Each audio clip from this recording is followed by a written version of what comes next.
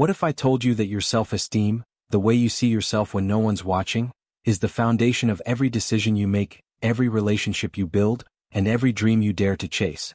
Think about it for a second. How many times have you stopped yourself from speaking up, taking a risk, or following your heart because of that quiet voice inside saying, "You're not good enough"? That voice isn't the truth, it's a story you've been told and maybe even retold to yourself so often that it became your reality. But here's the beautiful thing. Self-esteem isn't something you're born with or without. It's something you build every single day through deep, conscious choices.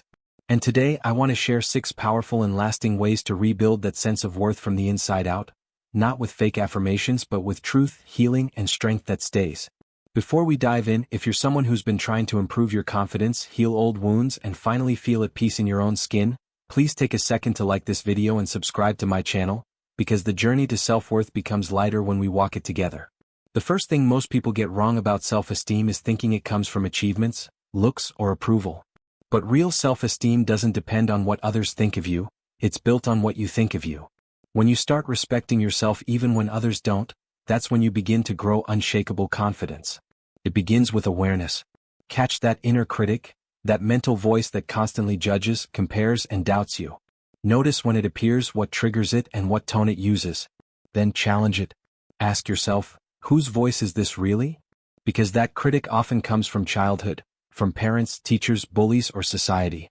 Once you realize that voice isn't your own, you can begin replacing it with compassion.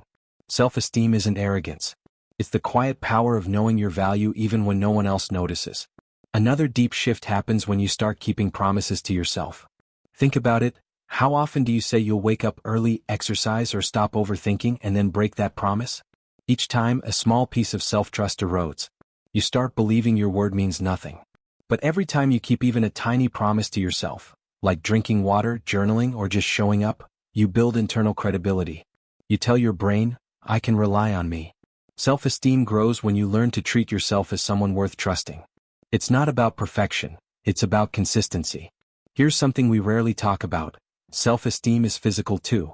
The way you sit, breathe, walk, it all communicates with your brain. Your posture sends signals of confidence or defeat. When you stand tall, shoulders open, breathing deeply, your nervous system shifts out of fear and into power. Movement is medicine. So the next time you feel small or invisible, try changing your body first. Your mind will follow. The brain listens to the body more than we realize. Please take a moment to like this video and subscribe to my channel if this resonates so far, because I want to keep creating content that helps you reconnect with your power, your peace, and your potential.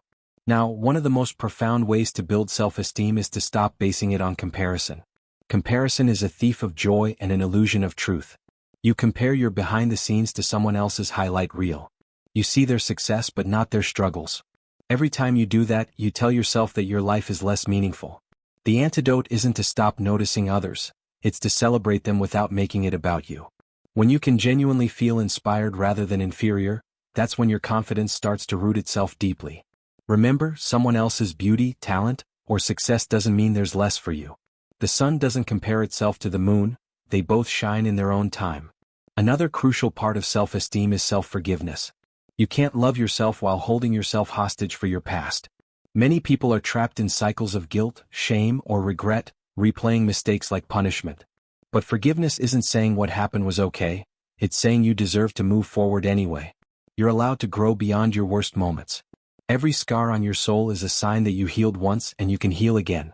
The more compassion you extend to your past self, the more peace your present self receives. You also need to set boundaries, emotional walls that protect your energy, not isolate you. Every time you say yes when you mean no, or stay silent when you should speak up, your self-esteem shrinks. You teach yourself that other people's comfort matters more than your peace. Boundaries are not selfish, they're sacred. They tell the world, "I respect myself."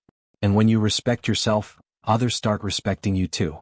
Boundaries are love in action, love directed at yourself. Now let's talk about self-expression. People with low self-esteem often hide their true opinions, desires, or creativity because they fear rejection. But when you silence yourself, you disconnect from your authenticity. The more you express what's real, whether through words, art, laughter, or vulnerability, the stronger your self-esteem becomes. Because expression tells your nervous system, "I'm safe to exist as I am." You don't need to perform to be worthy. Your worth existed before your performance ever began. Please subscribe to my channel if this message speaks to your heart, because self-esteem isn't a destination, it's a daily practice, and I'd love to help you grow through every step. Here's a truth most people overlook.